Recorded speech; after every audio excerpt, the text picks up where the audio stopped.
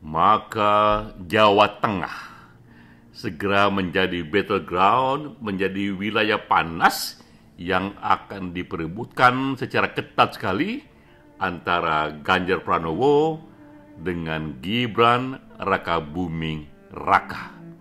Masalahnya Jawa Tengah itu basis PDIP, juga basis Ganjar. Bagaimana caranya agar Gibran bisa mengambil suara secara signifikan di Jawa Tengah? Itulah respon pertama ketika kita membaca resmi sudah Prabowo dan Koalisi Indonesia Maju mengambil Gibran sebagai calon wakil presiden. Mengapa Jawa Tengah begitu penting? Pertama, karena populasi di sana besar sekali, 13,4% dari seluruh populasi di Indonesia. Berarti jika kita bisa mendapatkan dukungan di sana 40-50%, kita sudah menyumbangkan secara nasional persentase tambahan sebesar 4-6%. Itu juga penting karena itulah basis kekuatan dari Ganjar. Survei LSI sejak bulan Mei sampai bulan September 2023, Ganjar selalu unggul melawan Prabowo di atas 30%. Ini keunggulan yang telak sekali, di atas 30%. Jika saja Gibran bisa mengurangi keunggulan ini, bahkan katakanlah sejajar posisinya dengan Ganjar, maka Gibran sudah mengempiskan suara Ganjar sekaligus juga mengembungkan suara Prabowo cukup hanya di satu kantong suara Provinsi Jawa Tengah saja. Tapi bagaimana caranya? Ini ada dua pintu masuknya.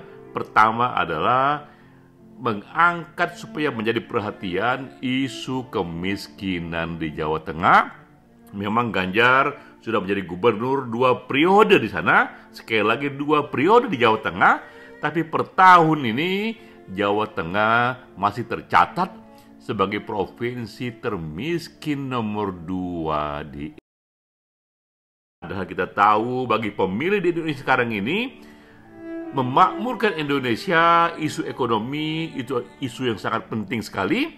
Bagaimana kita bisa memakmurkan Indonesia jika gagal memakmurkan bahkan satu provinsi saja, Jawa Tengah.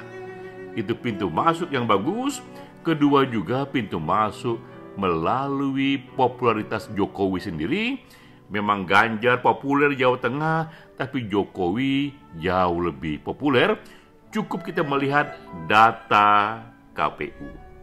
Ganjar ketika pilkada tahun 2018, ia menang pilkada dengan persentase 58,78%.